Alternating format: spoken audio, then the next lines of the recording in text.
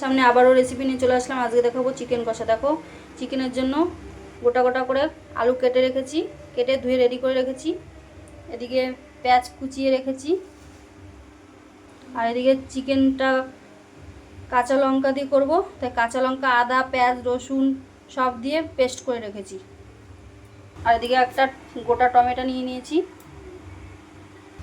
এদিকে আমি দেখো তেল দিয়ে দিয়েছি, কড়াই বসিয়ে আগে তেলটা দিয়ে দিয়েছি। তেলটা গরম হলে আলুগুলো ভেজে নেব। এদিকে দেখো চিকেনটা ধুয়ে রেডি করে নিয়ে এসেছি। এবার একটু লেবু রস দিয়ে মেখে একটু ম্যারিনেট করে নেব। দেখো ম্যারিনেট করে রেখেছি, এবার 10-15 মিনিটের মতো রেখে দেবো। এদিকে দেখো তেলটা গরম হয়ে গেছে, একটু গোটা জিরে দিয়ে দেবো।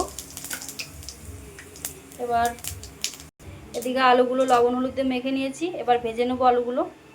দেখো আলুগুলো দিয়ে দিয়েছি, এবার ভালো করে লাল লাল করে ভেজে নেবো আলুগুলো। ওই পেস্টের মধ্যে একটু জিরের গুঁড়ো, একটু ধনের গুঁড়ো নিয়ে নিয়েছি। আলুগুলো ভালোভাবে লাল লাল করে ভাজা হয়ে গেছে, এবার উঠিয়ে নেব। এর মধ্যে দুটো এলাচ দিয়ে দিলাম। এবার পেঁয়াজ কুচিগুলো দিয়ে দেবো।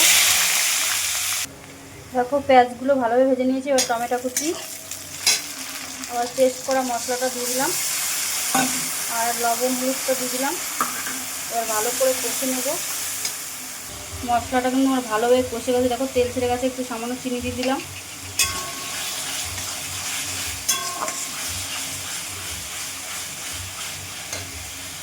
এবার চিকেনগুলো দিয়ে দেবো। চিকেনগুলো দিয়ে দিয়েছি, এবার কষে নেবো ভালো করে। যত কষাবো মাংস খেতেও তত ভালো হবে, আর কাঁচা লঙ্কা দিয়ে মাংস করলে খুব খেতে ভালোই লাগে। আর আমাদের বাড়ি শুকনো লঙ্কা কিংবা গুঁড়ো মশলা আমাদের বাড়ি কেউ খেতে যায় না, অসুবিধা হয় খেলে সবারই। তার জন্য কাঁচা লঙ্কা দিয়েই রান্নাটা বেশি করি আমরা। আপনারা চাইলে শুকনো লঙ্কা দিয়ে করতে পারেন, কিন্তু শুকনো লঙ্কা তো খাওয়া ভালো না, তার জন্য আমরা শুকনো লঙ্কা ইউজ করি না। আর ভালো করে কষে নেবো। এবার একটু ঢাকনা দিয়ে দেবো, ঢাকনা দিয়ে কষে নেবো, তাহলে মাংসটা সিদ্ধ হতে তাড়াতাড়ি হবে, টাইম লাগবে না বেশিক্ষণ। তারপরে আবার দেখাচ্ছি তোমাদের। এবার ঢাকনাটা তুলে নেব।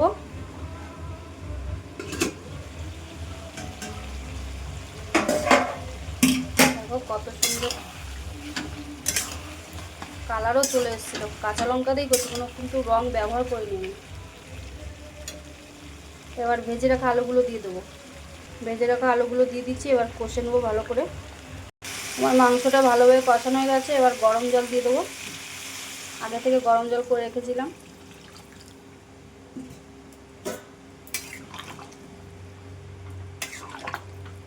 আমার রেসিপি যদি তোমাদের ভালো লাগে তাহলে একটু লাইক কমেন্ট করে সাবস্ক্রাইব করে আমার পাশে থেকো।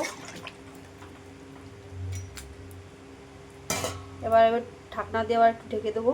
এবার ঢাকনাটা তুলে নেব। দেখো ঢাকনাটা তুলে নিয়েছি, মাংসটা প্রায় আমার হয়ে গেছে।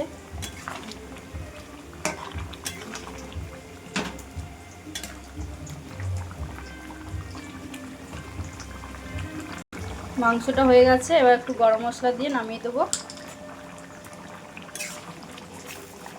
তাহলে আজকের রেসিপি আমার এই পর্যন্ত। ভালো লাগলে একটু লাইক কমেন্ট করে বলেই দিয়েছি আগেই, প্রথমেই আবারও বললাম, কিছু মনে করবেন না। এবার নামিয়ে দেবো। দেখো চিকেনটা নামিয়ে দিয়েছি।